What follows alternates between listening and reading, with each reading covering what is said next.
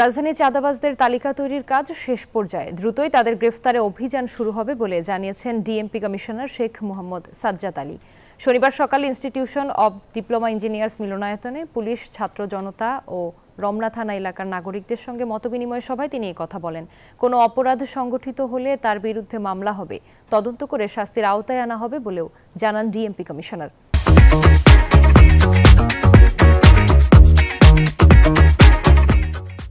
পুলিশকে কেউ যাতে ব্যক্তি স্বার্থে ব্যবহার না করে সেদিকে সচেতন থাকতে হবে বলেও এই সময় জানান তিনি। আমার ডে 1 থেকেই আমি বলে আসতেছি, যত ঘটনা হবে সব মামলা রেকর্ড হবে, যার ফলে পরিসংখ্যানে আপনারা বেশি দেখতে পারতেছেন যে অপরাধের সংখ্যা বৃদ্ধি পাচ্ছে, কিন্তু বাস্তবে অত বৃদ্ধি নয়।